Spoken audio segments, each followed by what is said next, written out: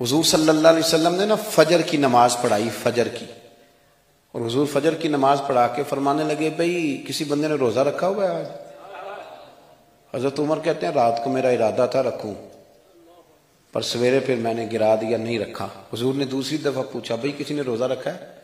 تو حضرت صدیق کے اوپر نے ہاتھ کھڑا کیا، عرض کی یا رسول اللہ میں نے رکھا ہوا۔ آپ حکم نہ دیتے تو نہ بتاتا، پر روزہ رکھنا بھی آپ نے توجہ دلائی ہے تو حکم بھی آپ کا بتاؤ تو بتا دیا۔ حضرت عمر کہتے ہیں حضور نے فجر کی نماز پڑھائی، فجر کی۔ دوسرا سوال پوچھا بھی کسی نے کسی بیمار کی تیمارداری کی ہے؟ تو حضرت عمر کہتے ہیں میں نے فٹافٹ عرض کی یا رسول اللہ ابھی تو نماز فجر پڑھی ہے، تو اب گھر جائیں گے تو تیمارداری کریں گے۔ تو حضور نے فرمایا عمر تو ذرا ٹھہر جانا، جلدی نہ کر، ٹھہر نہ ذرا، رک تو صحیح۔ تو حضرت عمر فاروق رضی اللہ تعالیٰ عنہ فرماتے ہیں میں چپ کر گیا، حضور نے فرمایا بتاؤ بھی کسی نے تیمارداری کی ہے؟ تو صدیق اکبر نے ہاتھ کھڑا کیا، عرض کی یا رسول اللہ عبد الرحمن بن عوف رضی اللہ تعالیٰ عنہ 2-3 دن سے نماز پڑھنے نہیں آ رہے تھے، رات میں نے پتہ کرایا تو پتہ چلا بیمار ہیں، اور حضور مجھے یہ بھی پتہ ہے وہ میرا یار ہے، مجھے پتہ ہے رات کو جلدی سوتا ہے پر تہجد میں ضرور اٹھتا ہے، تو حضور میں بھی ذرا فجر کے وقت جلدی اٹھا ہوں تو فجر میں آنے سے پہلے عبد الرحمن ابن عوف کی تیمارداری کر کے آیا ہوں۔ حضرت عمر کہتے ہیں میں نہ ہلکا ہلکا ڈھیلا پڑ گیا۔ حضور نے تیسرا سوال پوچھا، فرمایا کسی نے کسی مسکین کو کھانا کھلایا ہے؟ کھانا کھلایا ہے کسی مسکین کو؟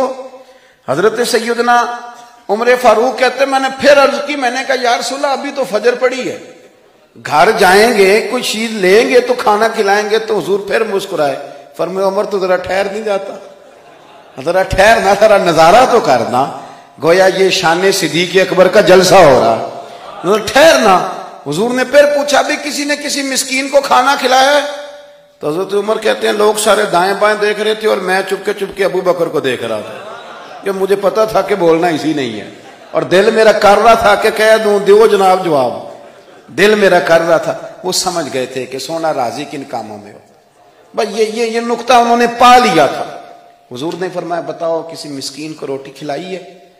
تو جناب سیدنا صدیق اکبر نے ہاتھ کھڑا کیا، عرض کی یا رسول اللہ سویرے اٹھا ہوں تو چھوٹا بیٹا بھی اٹھ گیا تھا، اور میرے وضو کرتے سنت پڑھتے ماں سے کہنے لگا بھوک لگ رہی ہے، تو ماں نے 2 روٹیاں بھی پکا دی، تو حضور ایک اس نے کھائی دوسری اس کے ہاتھ میں تھی۔ جب ہم نکلے ہیں نا گھر سے تو دروازے پہ ایک فقیر کھڑا تھا، مسکین کھڑا تھا، کہہ رہا تھا رات سے بھوکا ہوں، کوئی دروازہ کھلنے کا انتظار کر رہا تھا، ابو بکر سب سے پہلے تیرا ہی کھلا ہے۔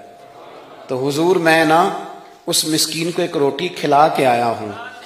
حضرت عمر فاروق کہتے ہیں میں نے گردن جھکا لی، اور میرے رسول کریم نے فرمایا اے اللہ میرے ابو بکر پہ رحم فرما، اللہ میرے ابو بکر۔ وہ سمجھ گئے تھے، مزاج شناسا سمجھ آ گئی تھی کہ حضور کن باتوں میں، اور نا اپنے اوپر وہ سارا کچھ طاری کر لیا تھا انہوں نے، طاری، ان کی ادائیں بالکل ڈھل گئی تھی نبی پاک کی اداؤں۔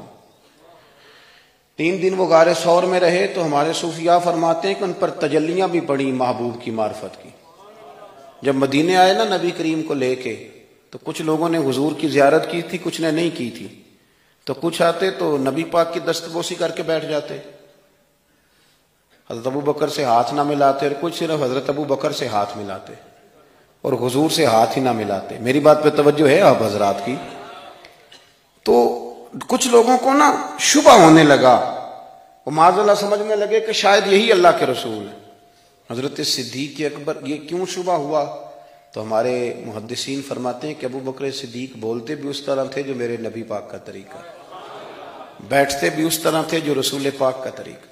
کہتے ہیں انہوں نے امامہ باندھا ہوا تھا تو جو امامے کا پیچ حضور کا ڈھیلا رہ گیا تھا ان کا بھی ڈھیلا رہ گیا، اس طرح اپنے آپ کو مزاج میں ڈھالا تھا۔